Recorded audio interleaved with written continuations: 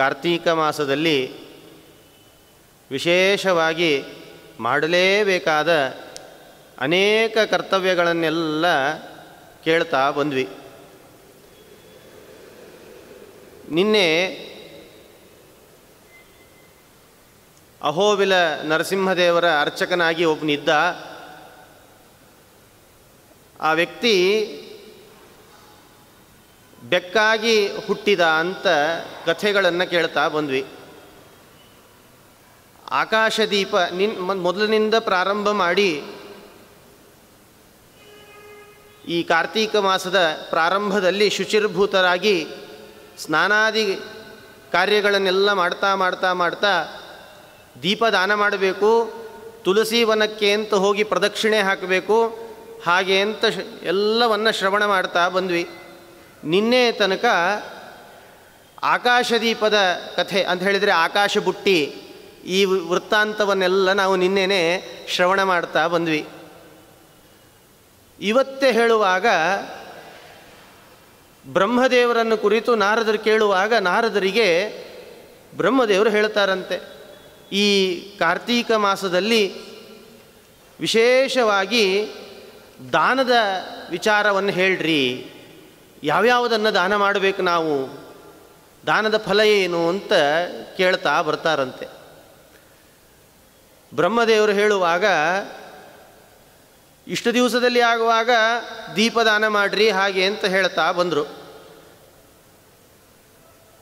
ಈಗ ವಿಶೇಷವಾಗಿ ದಾನ ಮಾಡೋದು ಫಲ ಏನು, ಏನನ್ನು ದಾನ ಮಾಡಬೇಕು ನಾವು ಹಾಗೆ ಕಾರ್ತೀಕ ಮಾಸದಲ್ಲಿ ಅಂತ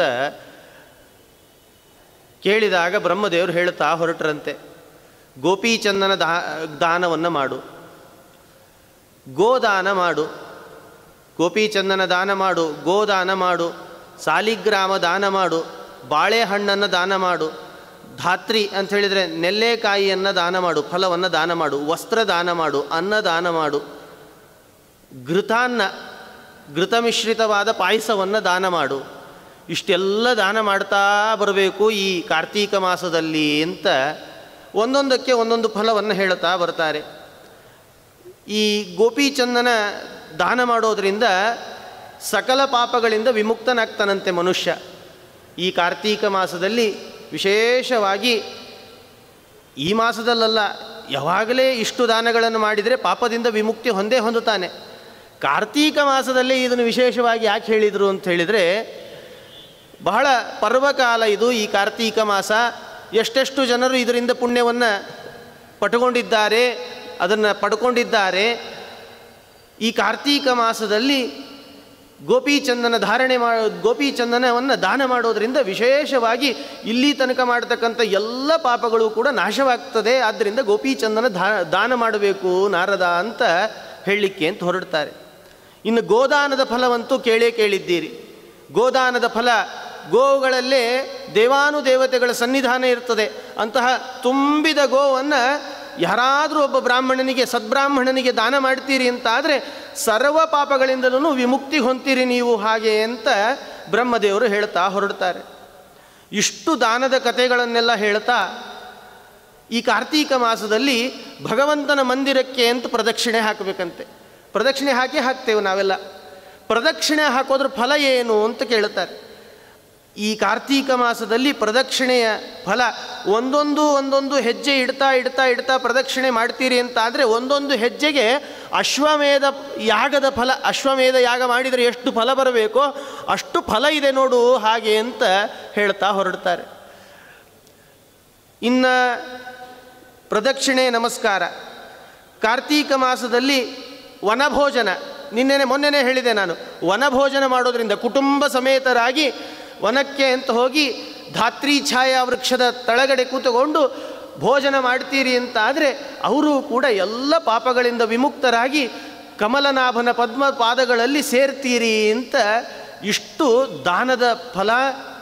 ಇನ್ನು ಪ್ರದಕ್ಷಿಣೆಯ ಫಲ, ಛಾಯಾ ವೃಕ್ಷದ ತಳಗ ಕೂತುಕೊಂಡು ಅಲ್ಲಿ ಭೋಜನದ ಫಲ, ಇಷ್ಟೆಲ್ಲ ಹೇಳ್ತಾ ಬಂದು ಮುಂದೆ ಇದೇ ಕಾರ್ತೀಕ ಮಾಸದಲ್ಲಿ ಬೇಗನೆ ಎದ್ದು ಶುಚಿರ್ಭೂತರಾಗಿ, ಇದನ್ನೆಲ್ಲ ಕೇಳಿದ್ದೀರಿ, ಶುಚಿರ್ಭೂತರಾಗಿ ಪ್ರತಿನಿತ್ಯ ಕೈಂಕರ್ಯವನ್ನೆಲ್ಲ ಮಾಡ್ತಾ ಹೋಗಬೇಕಂತೆ. ಅದರಲ್ಲಿಯೂ ವಿಶೇಷವಾಗಿ ಬ್ರಹ್ಮದೇವರು ಗುರು ಶುಶ್ರೂಷೆಯನ್ನು ಮಾಡಬೇಕು, ಗುರುಗಳ ಸೇವೆಯನ್ನು ಮಾಡಬೇಕು ಅಂತ 10ನೇ ಅಧ್ಯಾಯದಲ್ಲಿ ವಿವರಿಸ್ತಿದ್ದಾರೆ. ಯಾರು ಗುರುಗಳ ಸೇವೆಯನ್ನು ಮಾಡ್ತಾರೋ ಅವರಿಗೆ ವಿಶೇಷವಾದ ಅನುಗ್ರಹ ಆಗ್ತದೆ. ತತ್ರಾಪಿ ಕಾರ್ತೀಕ ಮಾಸದಲ್ಲಿ ಯಾರು ಗುರು ಶುಶ್ರೂಷೆಯನ್ನು ಮಾಡ್ತಾ ಈ ನಿಯಮಗಳನ್ನೆಲ್ಲ ಪಾಲನೆ ಮಾಡ್ತಾ, ವ್ರತದ ನಿಯಮಗಳನ್ನೆಲ್ಲ ಪಾಲನೆ ಮಾಡ್ತಾ ಗುರು ಶುಶ್ರೂಷೆ ಯಾರು ಮಾಡ್ತಾರಲ್ಲ ಅವರಿಗೆ ವಿಶೇಷವಾದ ಭಗವಂತನ ಅನುಗ್ರಹ ಇದೆ ಅಂತ ನಾರದರಿಗೆ ಹೇಳಲಿಕ್ಕತ್ತಿದ್ದಾರೆ ಬ್ರಹ್ಮದೇವರು.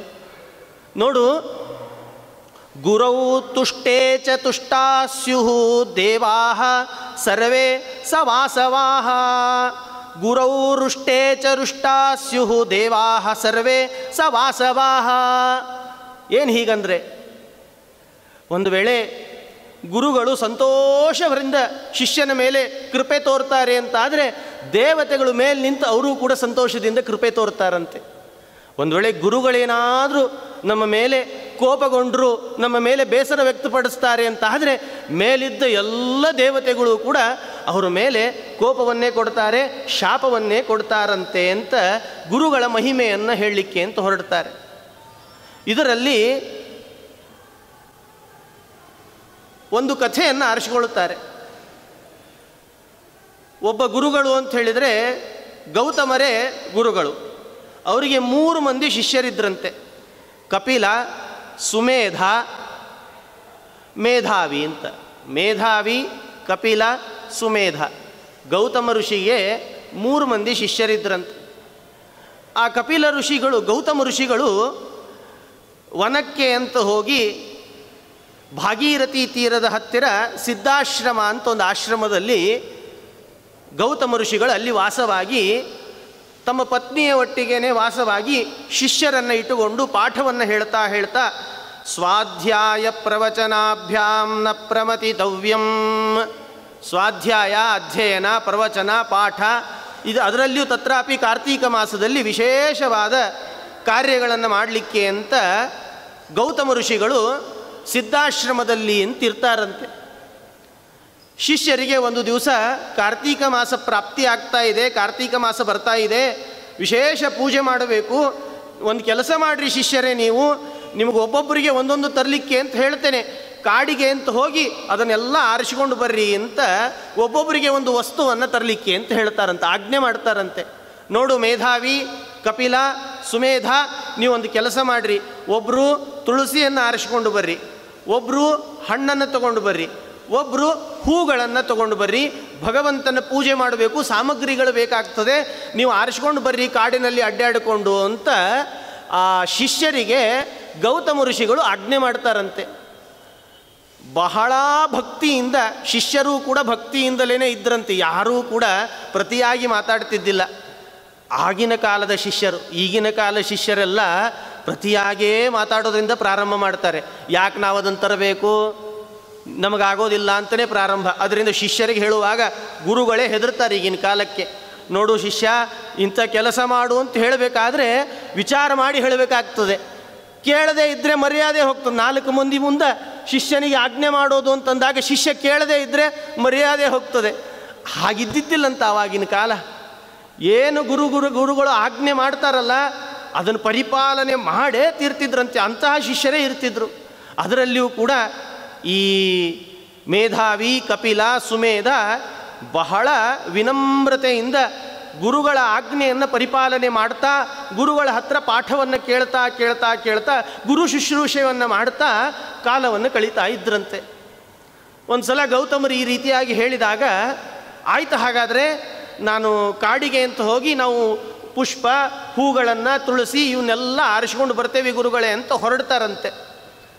ಬೇಗ ಬೆಳಗ್ಗೆ ಕಾಲದಲ್ಲೇ ಹೊರಟಿರ್ತಾರೆ. ಮಧ್ಯಾಹ್ನ ಕಾಲದಲ್ಲಿ ಮರಳಿ ಬರ್ತಾರಂತೆ.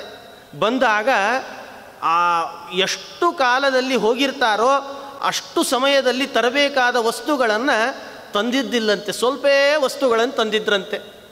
ಗುರುಗಳಿಗೆ ಸ್ವಲ್ಪ ಕೋಪ ಬರ್ತದೆ ಗೌತಮರಿಗೆ. ಮಗ ತಪ್ಪು ಮಾಡ್ತಾನೆ ಅಂತಂದಾಗ ತಂದೆಗೆ ಯಾವ ರೀತಿ ಸಿಟ್ಟು ಬರ್ತದೋ ಅದರಂತೆ ಶಿಷ್ಯ ಏನಾದರೂ ನಾವು ಹೇಳ್ತಕ್ಕಂತಹ ಕಾರ್ಯ ಮಾಡದೇ ಇದ್ದರೆ ಗುರುಗಳಿಗೆ ತಂದೆ ಮಾಡುವ ಸಿಟ್ಟು ಬರ್ತದೆ ಹೊರತಾಗಿ ದ್ವೇಷ ಇರೋದಿಲ್ಲಂತೆ ಅಂತ ಹೇಳ್ತಾ ಇದ್ದಾರೆ.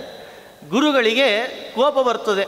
ನೋಡು, ಮಧ್ಯಾಹ್ನ ಕಾಲ ಆಗಿದೆ, ಈಗಾಗಲೇ ಬೆಳಗ್ಗೆ ಹೋಗಿದ್ರಿ, ಬೆಳಗ್ಗೆನಿಂದ ಹಿಡಿದು ಮಧ್ಯಾಹ್ನದ ತನಕನೂ ಕೂಡ ನೀವು ತಂದಿರೋ ವಸ್ತುಗಳು ಇಷ್ಟೇ ಆಗಿದೆ, ಆದ್ದರಿಂದ ನೀವು ಸರಿ ಮಾಡ್ತಾ ಇಲ್ಲ, ಏನೋ ದ್ರೋಹ ಮಾಡ್ತಿದ್ದೀರಿ, ನನಗೆ ನೀವು ಮಾಡ್ತಕ್ಕಂಥ ಕಾರ್ಯ ಸರಿ ಇಲ್ಲ, ಇದು ಹೆಚ್ಚಾದ ವಸ್ತು ಬೇಕಾಗ್ತದೆ ನನಗೆ, ಮತ್ತೊಂದು ಸಲ ಹೋಗ್ರಿ ತೊಗೊಂಡು ಬರ್ರಿ ಅಂತ ಮತ್ತೆ ಕಳಿಸ್ತಾರಂತೆ. ಒಂದು ವೇಳೆ ನೀವೇನಾದರೂ ತರದೇ ಇದ್ದರೆ ಶಾಪ ಕೊಡ್ತೇನೆ ನಿಮಗೆ ಅಂತ ಗೌತಮರು ಹೇಳಿ ಕಳಿಸ್ತಾರಂತೆ. ಗೌತಮರ ಮಾತನ್ನು ಕೇಳಿ ಶಿಷ್ಯರು ಮೊದಲೇ ಪಾಪ ವಿನಮ್ರತೆಯಿಂದ ಇದ್ದರು. ಕೆಲವು ಶಿಷ್ಯರು ಜೋರಾಗಿರ್ತಾರೆ, ಕೆಲವು ಶಿಷ್ಯರು ವಿನಮ್ರರಾಗಿರ್ತಾರೆ, ಇಬ್ಬರಿಗೂ ಭಕ್ತಿ ಇದ್ದೇ ಇರ್ತದೆ. ಈ ಮೂರೂ ಮಂದಿ ಶಿಷ್ಯರು ಗೌತಮರ ಮಾತನ್ನು ಕೇಳಿ ಮರಳಿ ಕಾಡಿಗೆ ಅಂತ ಹೊರಡ್ತಾರಂತೆ. ಮರಳಿ ಕಾಡಿಗೆ ಅಂತ ಹೊರಟಾಗಲೇ ಈ ಇಷ್ಟು ಮಾತು ಕಳೆದಾಗಲೇ ಮಧ್ಯಾಹ್ನ ಕಾಲ ಕಳೆದು ಹೋಗಿತ್ತಂತೆ. ಹೋಗ್ತಾ ಹೋಗ್ತಾ ಹೋಗ್ತಾ ಹೋಗ್ತಾ ಹೋಗ್ತಾ ಸ್ವಲ್ಪ ದೂರದಲ್ಲಿ ಹೋದಾಗ ಒಂದು ನದಿ ಹರಿತಿತ್ತಂತೆ. ನದಿಯಲ್ಲೇ ಸ್ನಾನ ಮಾಡಿ ಸಾಯಂ ಸಂಧ್ಯಾ ವಂದನೆಗಳನ್ನು ಮಾಡಿ ಎಲ್ಲ ಕಾರ್ಯಗಳನ್ನು ಮುಗಿಸಿಕೊಂಡು ಏನು ಮಾಡೋದು, ನಾವು ಬಂದ ಕಾರ್ಯದಲ್ಲಿ ಯಾವ ವಸ್ತುಗಳೇ ಸಿಗ್ತಾ ಇಲ್ಲ, ಈ ಕಾಡುಗಳಲ್ಲಿ ಎಲ್ಲಿ ಹುಡುಕ್ತಾ ಹೋಗೋದು ನಾವು ಅಂತ ಬಹಳ ಚಿಂತಾಕ್ರಾಂತರಾಗಿ ಶಿಷ್ಯರು ಹುಡುಕ್ತಾ ಹುಡುಕ್ತಾ ಹೋದ್ರಂತೆ. ಎಲ್ಲಿ ಹುಡುಕಿದ್ರೂ ಸಿಗ್ತಾ ಇಲ್ಲ. ಕೊನೆಗೆ ಸಂಧ್ಯಾಕಾಲನೂ ಮುಗಿದು ಹೋಯಿತು, ಕತ್ತಲೆ ಆವರಿಸ್ತಾ ಇತ್ತಂತೆ. ಕತ್ತಲೆ ಆವರಿಸ್ತಾ ಇರುವಾಗ ಶಿಷ್ಯರಿಗಾಗುವಾಗ ಯಾವ ಹಣ್ಣು ಹೂವು ವಸ್ತುಗಳು ಯಾವುದೂ ಸಿಕ್ಕಿದ್ದೇ ಇಲ್ಲ. ಏನು ಮಾಡೋದು, ಮರಳಿ ಆಶ್ರಮಕ್ಕೆ ಅಂತ ಹೋಗ್ತೇವೆ ಅಂತ ಆದರೆ ಗುರುಗಳು ಶಾಪ ಕೊಡ್ತೇನೆ ಅಂತ ಹೇಳಿದ್ದಾರೆ. ಇಲ್ಲೇ ಇರ್ತೇವೆ ಅಂತ ಆದರೆ ಸಿಂಹ ಕ್ರೂರ ಪ್ರಾಣಿಗಳ ಇಲ್ಲಿ ಎಲ್ಲ ಇದೆ, ಇಲ್ಲಿ ಎಲ್ಲ ರಾಕ್ಷಸರಿದ್ದಾರೆ, ಎಲ್ಲಿ ತಿಂದು ಹಾಕ್ತಾರೋ ಏನೋ ಅಂತ ಶಿಷ್ಯರಿಗೆ ಒಂದು ಕಡೆ ಹೆದರಿಕೆ ಅಂತ ಪ್ರಾರಂಭ ಆಗ್ತದಂತೆ.